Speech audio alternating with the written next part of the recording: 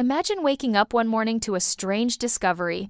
You can no longer age, you can no longer die, but you also can never leave the room you're in. Four walls, a ceiling, a floor that is your kingdom, your prison, your eternity. At first, it might even feel like a blessing.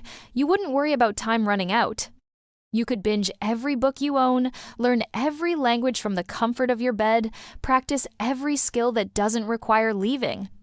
You could become the world's greatest chess player without ever facing a real opponent, or the most skilled pianist in history if a piano happened to be in your room. But then reality sets in.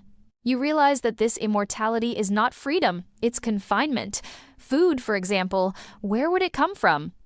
If the rules of this strange deal allow you to live forever, maybe you never need to eat again. That solves hunger, but also robs you of one of life's greatest pleasures. No taste, no flavor, just endless existence in a box. And then comes the question of sanity. A week alone in one space feels long, a year could feel unbearable. But what about 100 years? 1,000? What would the human mind become when deprived of change? Your brain craves novelty, stimulation, chaos. Locked inside a single room, the wallpaper might start to look like an ocean, the shadows might turn into creatures, and your own thoughts could become your worst enemies. Still, some people might embrace the challenge. You would have unlimited time to master meditation, to travel inward instead of outward. The universe of your imagination could become larger than the physical world itself.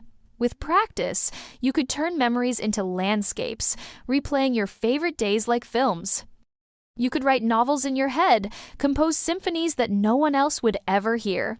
You could even construct an imaginary society of people, friends, rivals, lovers, so detailed that you'd almost believe they were real. But what about the world outside? While you live on forever, everyone else moves on. Generations rise and fall, civilizations collapse and rebuild. Your childhood home might be demolished. Your city might vanish under water or dust. One day, your entire country could disappear, leaving your room standing like a fossil in the ruins of history. You would still be there, untouched, watching eternity pass through a keyhole. Would people even know you exist? Maybe you'd become a legend, the immortal, locked away, a story parents tell their kids. But no one would truly understand what it feels like to be you. And here's the darkest twist. Eternity means change not only for the outside world, but for you as well. You can't die, but you can still think, still feel. What if, after 10,000 years, you simply stop caring about anything? Would you lose your sense of self, your humanity? Would the word forever start to mean nothing at all? Perhaps after 1,000,000 years, you'd forget what life outside the room ever felt like. The faces of people you loved would blur.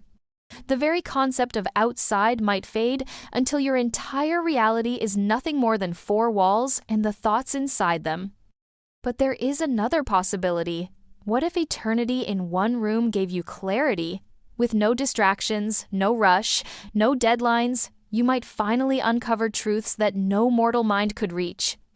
Maybe you'd solve the deepest mysteries of the universe through sheer contemplation. Perhaps immortality and confinement could turn you into something beyond human, a philosopher so patient that even the stars' lifespans feel short. So, is this existence a blessing or a curse? Would you accept endless life if it meant never walking outside again, never feeling the sun, never hugging another person? Or would you rather live a fragile, fleeting life filled with change, risk, and imperfection? In the end, immortality isn't just about time, it's about freedom. And without freedom, eternity might be nothing more than the longest prison sentence imaginable.